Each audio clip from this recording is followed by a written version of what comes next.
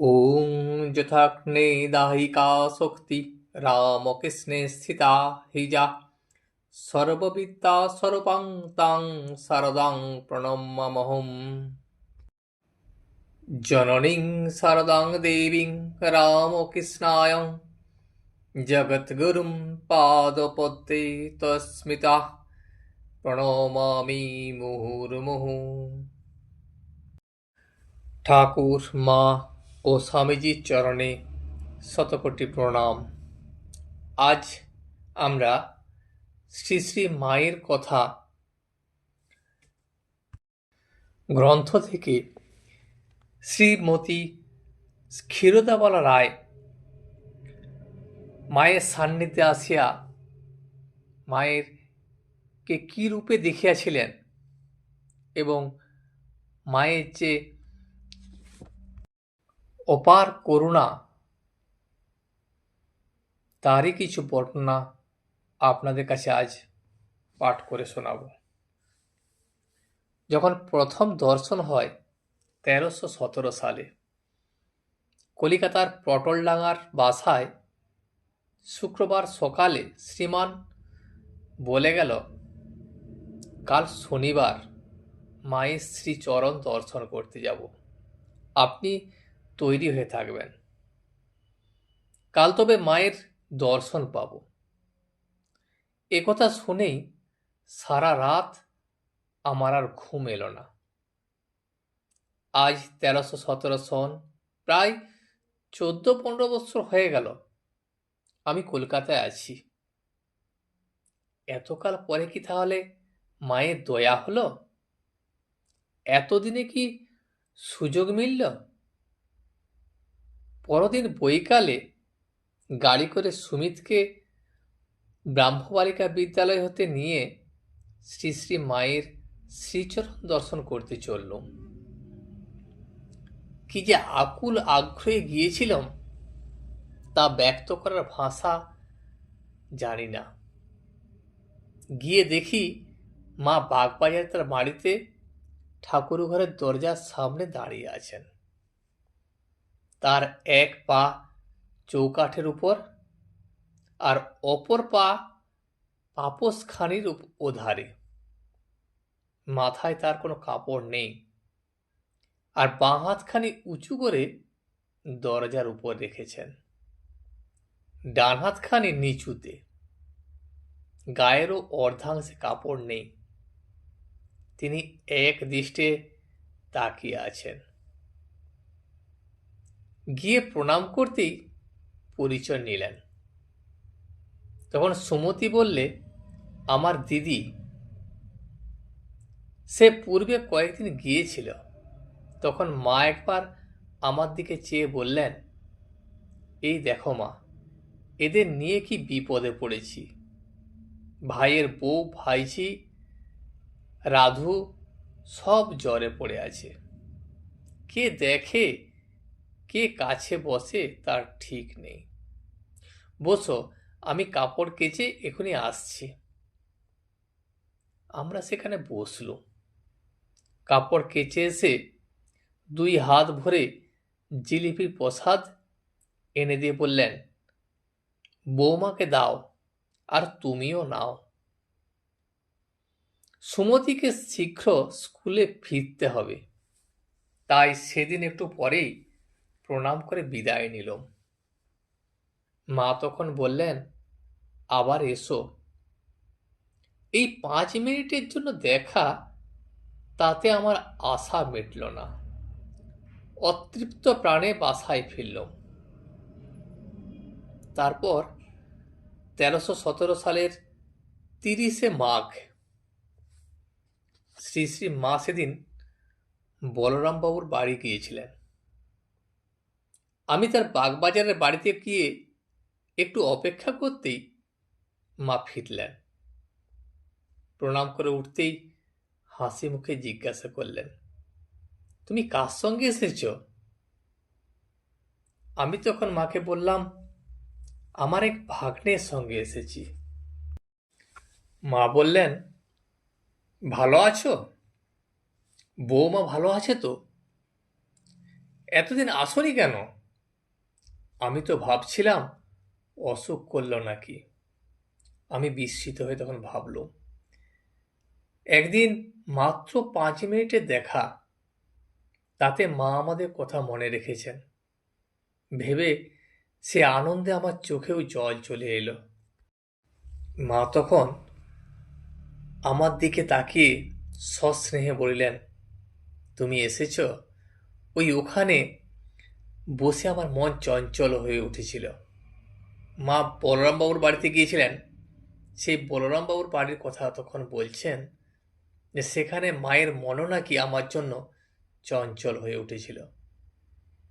আমি তো একেবারেই অবাক হয়ে গেল। মায়ের একটু শিশু ভাইপোর জন্য সুমতি দুটি পশমের টুপি দিয়েছিল। মাকে উহা দিতে এই সামান্য জিনিসের জন্য তিনি কতই না খুশি হলেন।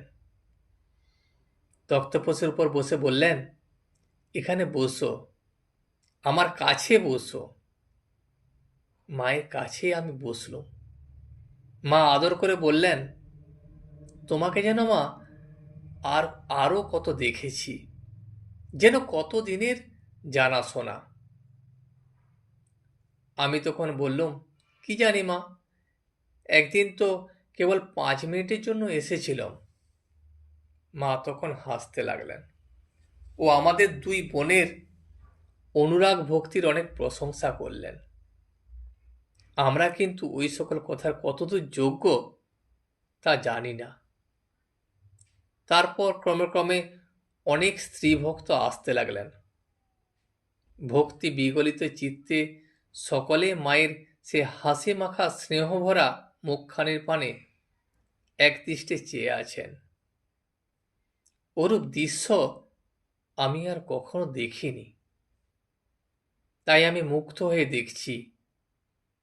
এমন সময় বাসায় ফিরবার তাগিদ এলো। গাড়ি এসেছে। মা তখন উঠে প্রসাদ দিয়ে খাও খাও করে একেবারে মুখের কাছে ধরলেন। অত লোকের মধ্যে একলা অমন করে খেতে আমার লজ্জা হচ্ছে দেখে বললেন, লজ্জা কি, নাও। তখন আমি হাত পেতে নিলুম। তবে আসি মা, এই বলে প্রণাম করে বিদায় নেবার সময় বললেন, এসো মা, এসো, আবার এসো কিন্তু। একলা নেমে যেতে পারবে তো? আমি আসবো। এই বলেই সঙ্গে সঙ্গে তিনি সিঁড়ি পর্যন্ত এলেন। তখন আমি তাকে বললুম, আমি যেতে পারবো মা, আপনি আর আসবেন না। মা তাই শুনে বললেন, আচ্ছা, একদিন সকালে আসো কিন্তু। পরিপূর্ণ প্রাণে বাড়ি ফিরে এলাম। ভাবলাম, এ কি অদ্ভুত স্নেহ। তারপর আবার বৈশাখ মাসের সংক্রান্তিতে 1318 সালে সেদিন আজ গিয়ে আবার মাকে প্রণাম করতেই মা বললেন, এসেছ মা? আমি মনে করছি কি হলো গো, কেন আসে না, এতদিন আসনি কেন? আমি তখন বললুম, এখানে ছিলাম না মা, বাপের বাড়ি গিয়েছিলাম। মা তখন বললেন, বৌমা আসে না কেন, পড়াশোনার চাপে? আমি বললাম, না, ভগ্নিপতি এখানে ছিলেন না তো। মা আবার বললেন, তা ও তো স্কুলে যাচ্ছে। আচ্ছা, ওরা সংসার ধর্ম করে তো? আমি তখন বললাম, কাকে বলে সংসার, কাকে বলে ধর্ম, তা কি জানি মা? আপনিই জানেন। মা তখন একটু হাসলেন। মা বললেন, কি গরম পড়েছে বলে বাতাস খেতে পাখাখানা হাতে দিয়ে বললেন, আহা, দুটো ভাত খেয়েই ছুটে আসছো, এখন আমার কাছে একটু শুও। মাকে নিচে মাদুর পেতে দিয়েছে।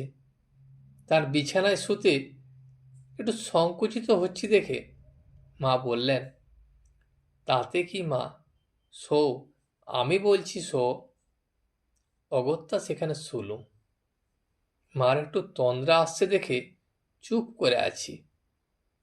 এমন সময় দুই একটি স্ত্রী ভক্ত এবং শেষে দুজন সন্ন্যাসী নিয়ে এলেন। একজন প্রৌঢ়া, অপরটি যুবতী। মা চোখ বুঝেই বলছেন, কে গো মা, গৌরদাসী এলেন? যুবতী তখন বললেন, আপনি কি করে জানলেন মা? মা তাদেরকে বললেন, আমি টের পেয়েছি। কিছুক্ষণ পরে উঠে বসলেন। যুবতী বললেন, বেলুড় মঠে গিয়েছিলাম। প্রেমানন্দ স্বামীজি খুব খাইয়ে দিয়েছেন। তিনি থাকলে তো আর না খেয়ে ফিরবার উপায় নেই। যুবতী সিঁদুর পরেননি দেখে মাথাকে একটু বকলেন। পরে শ্রী শ্রী মায়ের কাছে আমার পরিচয় নিয়ে গৌরীমা একদিন তাদের আশ্রমে আমাকে যেতে বললেন। সেখানে প্রায় 50-60 জন মেয়েকে শিক্ষা দেওয়া হয়। তুমি সেলাই জানো? আমি সামান্য কিছু জানি বলাতে তিনি আশ্রমের মেয়েদের তা শিখিয়ে আসতে বললেন। মায়ের আদেশ নিয়ে গৌরীমার আশ্রমে একদিন গেলুম। তিনি খুব স্নেহ যত্ন করলেন এবং প্রত্যহ 2-1 ঘন্টা করে এসে মেয়েদের পড়িয়ে যেতে অনুরোধ করলেন। আমি তখন বললুম, এই সামান্য শিক্ষা নিয়ে শিক্ষয়িত্রী হওয়া বিড়ম্বনা। কখ পড়াতে বলুন তো পারি। তখন গৌরীমা কিন্তু একেবারে নাছোড়। অগত্যা স্বীকৃত হয়ে আসতে হলো।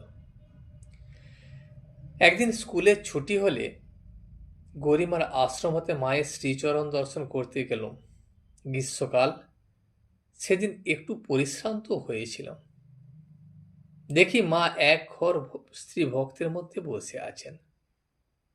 আমি গিয়ে প্রণাম করতেই মুখপানে চেয়ে মশারির উপর হাত পাখা তাড়াতাড়ি নিয়ে এলেন আর আমায় বাতাস করতে লাগলেন। তিনি ব্যস্ত হয়ে বললেন, শিগগির গায়ের জামা খুলে ফেলো, গায়ে হাওয়া লাগুক। কি অপূর্ব স্নেহ ভালোবাসা! অত লোকের মধ্যে এত আদর যত্ন আমার ভারী লজ্জা করতে লাগলো। সবাই চেয়ে দেখছিল। মা নিতান্ত ব্যস্ত হয়েছেন দেখে আমি জামা খুলতে বাধ্য হলাম। আমি যত বলি পাখাটা আমাকে দিন, আমি বাতাস খাচ্ছি, ততই তিনি স্নেহ ভরে বলতে লাগলেন, তা হোক হোক, একটু ঠান্ডা হয়ে নাও।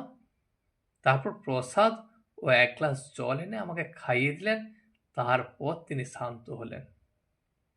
স্কুলের গাড়ি দাঁড়িয়ে আছে, তাই 2-1টি কথা কই সেদিন আমায় ফিরতে হলো।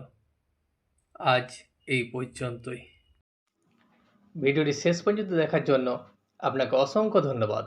ভিডিওটি যদি আপনার ভালো লেগে থাকে তাহলে একটা লাইক, কমেন্ট এবং বন্ধুর সাথে শেয়ার করে দেবেন। সাবস্ক্রাইব করে পাশে থাকা বেল আইকনটি বাজিয়ে দেবেন, যাতে আপনাদের নতুন ভিডিওগুলি সর্বপ্রথম আপনার কাছে পৌঁছে যায়। জয় শ্রী রামকৃষ্ণ, জয় শ্রী রামকৃষ্ণ, জয় শ্রী রামকৃষ্ণ।